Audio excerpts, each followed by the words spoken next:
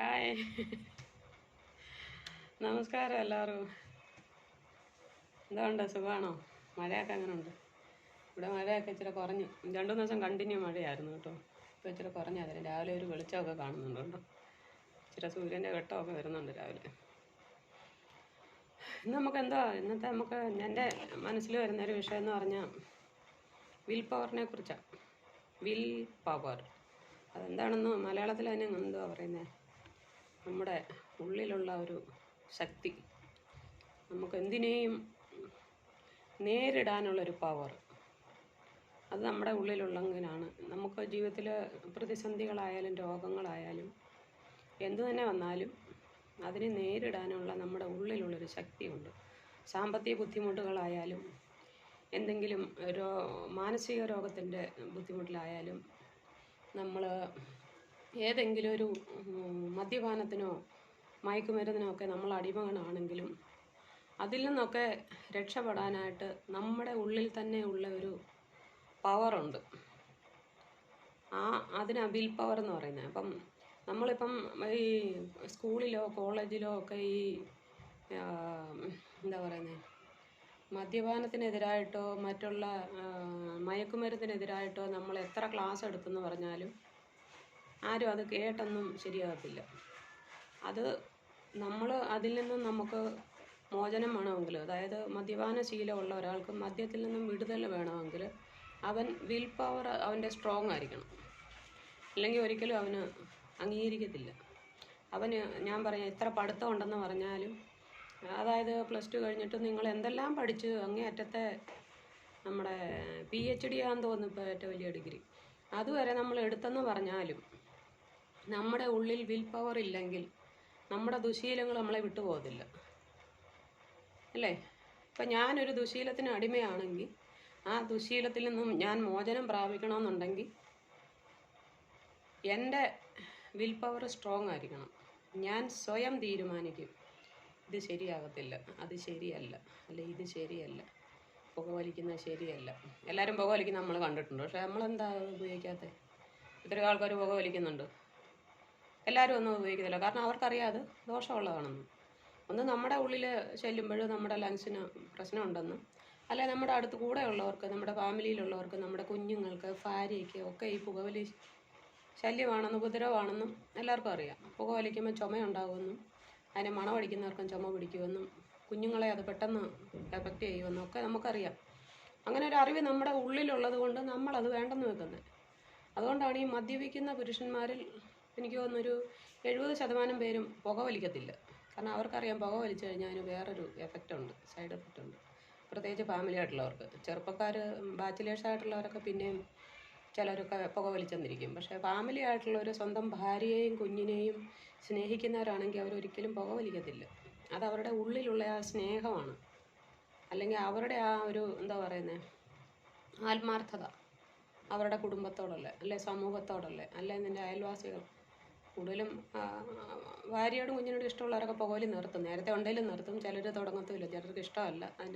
പ്രത്യേകിച്ച് അതിനകത്ത് ഗുണമൊന്നും ഉണ്ടെന്ന് എനിക്ക് തോന്നുന്നില്ല. നിങ്ങൾ ഈ പുകവലിക്ക് എന്താ നിങ്ങൾക്ക് ഗുണം കിട്ടുന്നത്? ചുമ്മാ കുറേ പുക പോവും, കാണുമ്പോൾ ഒരു സ്റ്റൈൽ, അല്ല എന്തോ അതിനകത്തിരിക്കുന്നത്. ഈ സ്റ്റൈലൊന്നും അല്ല നമ്മുടെ ജീവിതം എന്ന് പറയുന്നത്. ജീവിതത്തിൽ നമ്മൾ ഉപേക്ഷിക്കേണ്ടതൊക്കെ ഉപേക്ഷിക്കണം, സ്വീകരിക്കേണ്ടതൊക്കെ സ്വീകരിക്കണം. അതിപ്പോൾ എന്താന്ന് പറഞ്ഞാലും, അപ്പോൾ നീ കഞ്ചാവ് കഴിക്കുന്നവനാണെങ്കിൽ അത് എങ്ങനെയൊക്കെ പല രീതിയിൽ MDMA ഏതാണ്ടൊക്കെ ലഹരി മരുന്നുകളുണ്ട്. അതൊക്കെ നീ ഉപയോഗിക്കുന്നത് എന്തിനാ? എന്ത് സുഖം കിട്ടാനാ? അത് ഉപയോഗിച്ച് കഴിഞ്ഞാൽ നിനക്കെന്താ? നിൻ്റെ ശരീരവും നിൻ്റെ ബ്രെയിനും തലച്ചോറും എല്ലാം പ്രവർത്തനം നിൽക്കും. നീ എത്ര വിദ്യാഭ്യാസം ഉണ്ടെങ്കിലും നിൻ്റെ തലച്ചോറ് പ്രവർത്തിക്കുന്നില്ലെങ്കിൽ പിന്നെ എന്താ നിനക്ക് പ്രയോജനം? നിന്നെക്കൊണ്ട് മറ്റുള്ളവർക്ക് എന്തോ പ്രയോജനം? ആദ്യം നമുക്ക് നമ്മളെ കൊണ്ടൊരു പ്രയോജനം ഉണ്ടാകണം. ഞാൻ ശരിയാണെന്ന് എനിക്ക് തോന്നണം, എങ്കിലേ നമുക്ക് മറ്റുള്ളവരെ ഉപദേശിക്കാൻ പറ്റത്തുള്ളൂ. നീ ശരിയാണെങ്കിലേ നിനക്ക് നിൻ്റെ കൂട്ടുകാരനെ ആയാലും വീട്ടിലുള്ളവരെ ആയാലും ഉപദേശിക്കാൻ പറ്റത്തുള്ളൂ. അപ്പം അപ്പൻ മോശമായിട്ട് നടക്കുന്ന ഒരു കുടുംബനാഥനാണെങ്കിൽ അവർക്ക് ഒരിക്കലും മക്കളെ ഉപദേശിക്കാൻ പറ്റത്തില്ല, മോനെ നീ അങ്ങനെ ചെയ്യരുത്, ഇങ്ങനെ ആയിരുന്നു. കാരണം ആ ആൾ ശരിയല്ല. അപ്പോൾ അവർ സ്വയം ശരിയായെങ്കിലേ നമുക്ക് മറ്റുള്ളവരെ ഉപദേശിക്കാൻ പറ്റുള്ളൂ. എന്ന് പറഞ്ഞാൽ നിനക്ക് നിൻ്റെ കൂട്ടുകാരെ നേരെയാക്കണം എന്നുണ്ടെങ്കിൽ ആദ്യം നീ നേരെയാണ്. നീ നേരെ ആയെങ്കിലേ നിൻ്റെ കൂട്ടുകാരെ ആയാലും വീട്ടുകാരെ ആയാലും നിനക്ക് നേരെയാക്കാൻ പറ്റത്തുള്ളൂ. നിനക്ക് ജോലിയുണ്ട്, അല്ലെ പണം ഉണ്ടെന്നുള്ള ആ ഒരു മനസ്സിലൊരു എന്താണെന്നുണ്ടല്ലോ, എനിക്ക് പണമുണ്ട്, പവറുണ്ട്, എന്തും ചെയ്യാം, ആരോടും എന്തും ചെയ്യാം എന്നുള്ള ആ ഒരു തെറ്റിദ്ധാരണയുണ്ടല്ലോ, അതാണ് നിൻ്റെ ഉള്ളിലെ അഹങ്കാരം എന്ന് പറയുന്നത്. അപ്പോൾ അത് നമ്മൾ ശ്രദ്ധിക്കണം. നമ്മളൊരു കാര്യം, നമുക്ക് സമ്പത്തുണ്ടല്ലേ, എനിക്കിപ്പോൾ സമ്പത്തുണ്ടായിരിക്കാം, അല്ലെ ഇല്ലാത്തവളായിരിക്കാം എന്നും പറഞ്ഞ് ഞാൻ അഹങ്കരിക്കാൻ പാടില്ല.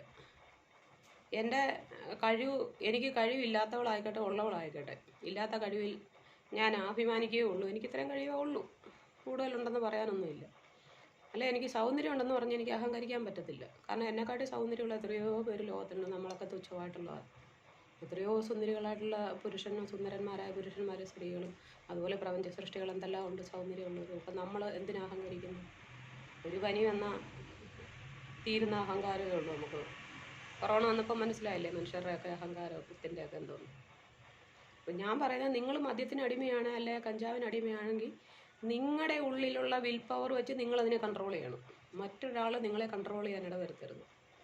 നിങ്ങൾ ഈ പാമ്പായിട്ട് അഴിഞ്ഞ് നടക്കുന്നതും പിന്നെ ഈ അവിടെ ഇവിടെയും പോയി മാണ്ട് കിടക്കുന്നതും അതും ചെറുപ്പത്തിൽ എന്താ പ്രയോജനം അങ്ങനെയൊക്കെ ചെയ്തിട്ട്?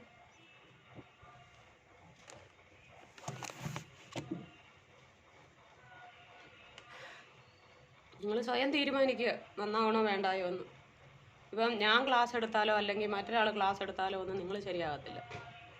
നിങ്ങൾക്ക് ബോധ്യം വേണം നിങ്ങൾ സമൂഹത്തിൽ നല്ലൊരു വ്യക്തിയായിരിക്കണം, നിങ്ങളുടെ ജീവിതം മറ്റുള്ളവർക്ക് മാതൃകയായിരിക്കണമെന്ന്. ഇങ്ങനെ അടിച്ച് മൂഞ്ചി നടന്നു കഴിഞ്ഞാൽ നിങ്ങളെ കാണുന്നവരാരെയും നിങ്ങൾക്ക് വില വെക്കുമോ? നാറ് ഇതുകൊണ്ട് പോകുന്നെന്ന് പറയും, അല്ലെങ്കിൽ ആ വെള്ളമടിയും തോ പോകുന്നെന്ന് പറയും. പിന്നെ അവരുടെ ഫാമിലിയുടെ ജീവിതവും എന്താന്നാ?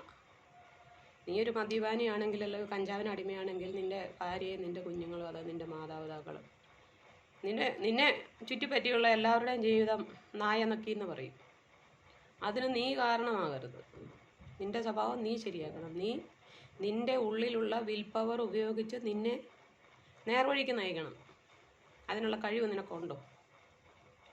നിനക്ക് പറ്റുമോ? മറ്റൊരാളുടെ ഉപദേശമില്ലാതെ സ്വയം നന്നാകാൻ നിനക്ക് സാധിക്കും. നിൻ്റെ വീട്ടിലുള്ളവർക്ക് മറ്റുള്ള എല്ലാ കാര്യത്തിലും സപ്പോർട്ടായിട്ട് നിൽക്കുന്ന ഒരു സിസ്റ്റമായിട്ട് നിൽക്കാൻ നിനക്ക് സാധിക്കുമോ? സാമ്പത്തികമായിട്ടാണേലും ശാരീരികമായിട്ടാണേലും സെർവിങ് ആണേലും എല്ലാം. ആൺപിള്ളേരൊക്കെ ഇങ്ങനെ വീട്ടിലെ ഒരു കാര്യവും ചെയ്യാതെ ഇങ്ങനെ ഈ വണ്ടി എടുത്ത് കറങ്ങി തിരിഞ്ഞ് അവിടെ ഇവിടം പോയി ഗ്രൂപ്പ് കൂടി വെള്ളം അടിച്ച് ചീട്ടും കളിച്ച് പുകയും വലിച്ച് കഞ്ചാവ് അടിക്കുന്നതിന് അതും അടിച്ച് എല്ലാം കൂടെ ഒരു മാണ്ടൊരു കിടപ്പം കിടക്കും. എന്തൊരു ജീവിതമാണോ നിങ്ങളെയൊക്കെ? ഒന്ന് നന്നായി കൂടെ? സർക്കാർ കള്ള് വിൽക്കട്ടെ, നമ്മൾക്ക് വാങ്ങിക്കണം നിർബന്ധമില്ലല്ലോ. അവരവരുടെ വീട്ടിൽ കൊണ്ട് തരത്തില്ലല്ലോ ഇന്നാടാ കുടിയിടാന്നും പറഞ്ഞുകൊണ്ട്. നമുക്ക് നമ്മളെ കൺട്രോൾ ചെയ്യാൻ പറ്റത്തില്ലേ? പിന്നെ ഈ പണം കൂടുതലുണ്ടെങ്കിൽ നീ അത് വേറെ എന്തെങ്കിലും കാര്യത്തിന് ഉപയോഗിക്കൂ. മിക്കവാറും ഈ കഞ്ചാവിനും കള്ളിനും ഒക്കെ അടിമയായിട്ട് നടക്കുന്നവർക്കൊന്നും വീട് പോലും ഇല്ല. കാരണം അവരുടെ സേവിങ് ഇല്ല.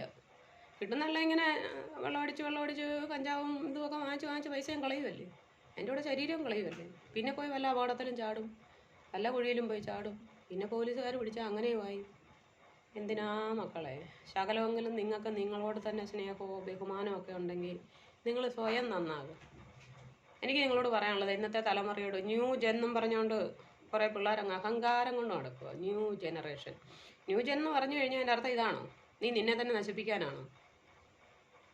നിനക്ക് നന്നായിക്കൂടെ? വേറെ ആരെങ്കിലും സപ്പോർട്ട് വേണോ നിനക്ക് തന്നാൽ? നീ പറയുമായിരിക്കും എനിക്ക് ഒന്നും ജോലിയില്ല, അല്ലേ എനിക്ക് പഠിക്കാൻ പൈസ ഇല്ല, അല്ലേ എനിക്ക് വീട് വെക്കാൻ പൈസ ഇല്ല, എന്തെങ്കിലും കാരണം, അല്ലേ എനിക്ക് ഇന്നത് പറ്റി. എടാ ഒന്നും അതിന് നമുക്ക് ഈ മദ്യപിക്കാനും മറ്റേ മയക്കുമരുന്ന് കഴിക്കാനും ഇതൊന്നും ഒരു കാരണമൊന്നുമല്ല. എത്രയോ പേര് ഡീസൻ്റായിട്ട് ജീവിക്കുന്ന അവരെയൊക്കെ കണ്ടു പഠിക്കരുത് നമുക്ക്. നിങ്ങളെ തന്നെയൊന്ന് നിങ്ങൾ എന്തോന്ന് ചേഞ്ച് ആക്കുന്നേ? എന്തിനാ വഴി വിട്ടു പോകുന്ന മക്കളെ?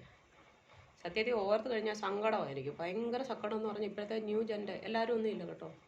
പോകുന്നവരുടെ കാര്യമാണ് പറഞ്ഞത്. കുടുംബം നോക്കാതെ സ്വന്തം ആരോഗ്യം നോക്കാതെ ജീവിക്കുന്ന കുറേ എണ്ണം ഉണ്ടല്ലോ. ഈ 24 മണിക്കൂർ ഉറക്കവും പിന്നെ കുടി, പിന്നെ ഉറക്കം പിന്നെ കുടി, പിന്നെ ഉറക്കം മാണ്ട് കിടക്കില്ല, പിന്നെ പൈസ മോഷണം, പിന്നെ സാധനം മോഷണം. പൈസ ഇല്ലാതെ വരുമ്പോൾ മോഷണം, വീട്ടിലുള്ളവരെ മോട്ടിക്കുന്നു, അമ്മയുടെ സാധനം മോട്ടിക്കുന്നു, സ്വർണ്ണം ഇരിപ്പുണ്ടെ മോട്ടിക്കുന്നു, പൈസ ഇരിപ്പുണ്ടെ അപ്പൻ്റെ മോട്ടിക്കുന്നു. എന്താ ഇതൊക്കെ? ഇതിനാണോ ന്യൂ ജനറേഷൻ്റെ ജീവിതം എന്ന് പറയുന്നത്? സ്വന്തമായിട്ട് തീരുമാനിക്കും നിനക്ക് നന്നാകണോ നീ നശിക്കണമെന്ന്. നീ നന്നാകണമെന്ന് തീരുമാനിക്കേണ്ടത് നീയാ, നാട്ടുകാരല്ല. നീ സ്വയം തീരുമാനിക്കണം, എനിക്കും നന്നാകണം, എനിക്കും മറ്റുള്ളവരെ പോലെ ഡീസൻ്റായിട്ട് ജീവിക്കണം. നീ കഷ്ടപ്പെട്, ജോലി ചെയ്യേ. നിനക്കിപ്പോൾ ഇന്നത് പഠിക്കണമെന്നുള്ളൂ, എന്ത് പഠിച്ചാലും ചെയ്യാൻ പറ്റുന്ന ജോലികളൊക്കെ നമ്മുടെ നാട്ടിലുണ്ട്, വിദേശത്തും ഉണ്ട്. നമ്മുടെ കഴിവനുസരിച്ചുള്ള ജോലി എടുക്കുന്നേ. ഒന്നിച്ചെന്തിനാ ഈ ഉണ്ടാക്കാൻ പോകുന്നേ? അധ്വാനിച്ചുണ്ടാക്കുന്നതിന് ഒരിക്കലും കുറഞ്ഞു പോകത്തില്ല. ദൈവം പറയുന്നത് അധ്വാനിച്ചുണ്ടാക്കുന്നതിന് വർദ്ധിച്ച് വർദ്ധിച്ച് വരുമെന്ന്. ഈ മോഷണം പിടിച്ചുപറി ഒന്നിനും എന്തെന്നല്ല. നിൻ്റെ പേരും പോവും, നിൻ്റെ അപ്പൻ്റെ അമ്മയുടെയും പേര് പോവും, കുടുംബത്തിൻ്റെ പേര് പോവും, നാട്ടിലുള്ളവരുടെ പേര് പോവും, ഇന്ന നാട്ടിലുള്ളവനാ ഇന്ന നാട്ടിലുള്ളവനാണ്. അതുകൊണ്ട് ഞാൻ പറയുന്നത് നിങ്ങൾ ആദ്യം നിങ്ങളെ തന്നെ സ്നേഹിക്കണം. നിങ്ങളുടെ ആത്മാവിനെയും ശരീരത്തെയും നിങ്ങൾ കരുതണം. അല്ലാതെ ചുമ്മാ ഇങ്ങനെ ആരടിച്ച് ഒരു ജീവിതമേ ഉള്ളൂ. ജീവിതം എല്ലാവർക്കും ഒന്നേ ഉള്ളൂ. അത് എല്ലാവർക്കും അറിയാവുന്ന കാര്യം. എന്നും പറഞ്ഞ് അതിനെ നശിപ്പിച്ച് കളയണോ? അത് ഇച്ചിരി നാളുകൂടെ ആരോഗ്യത്തോടെ ജീവിക്കത്തില്ല. ഇതിനൊക്കെ അടിമയായിട്ട് സ്വന്തം ശരീരം കളഞ്ഞിട്ട് എന്തോ ജീവിതമാണ്. ചുമ്മാ വന്ന നാട്ടിലെങ്ങും ആരും പെണ്ണ് കൊടുക്കാതെ. അറിയുന്നവരാരെങ്കിലും പെണ്ണ് തരുമോ? അതിനൊക്കെ തരത്തില്ല. അറിയാതെ അങ്ങനെ വല്ല അബദ്ധത്തിൽ പോയി പെൺപിള്ളേർ ചാടിയെങ്കിലേ ഉള്ളൂ.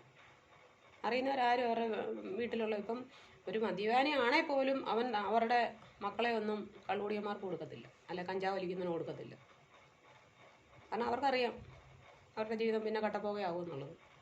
അത് നിങ്ങളെന്തിനാ നിങ്ങളുടെ വില കളയുന്നത്? നിങ്ങൾ സ്വയം ഒരു തീരുമാനം എടുക്കുക. നിങ്ങളിനി ഇതൊന്നും ഉപേക്ഷിക്കില്ല എന്ന്. ആരവിടെ കൊണ്ട് തന്നാലും മാങ്ങച്ച് കണ്ണിനകത്തിട്ട് ചവിട്ടി കളയണം, അല്ലേ കക്കൂസിൻ്റെ ക്ലോസറ്റിലിട്ടൊക്കെ വെള്ളം ഒഴിക്കണം. അപ്പം നിനക്ക് പിന്നെ കഴിക്കാൻ തോന്നില്ല. വീട്ടിലിരിക്കുമ്പോഴല്ലേ നമുക്ക് കഴിക്കാൻ തോന്നുന്നത്.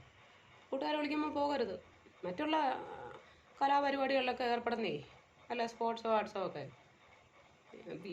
ഈ സ്വന്തം ശരീരവും കളയുന്ന മാണ്ട് കിടക്കുന്ന പരിപാടി എന്തിനാ? ആരോഗ്യത്തോടെ ജീവിക്കും മക്കളെ നിങ്ങളൊക്കെ.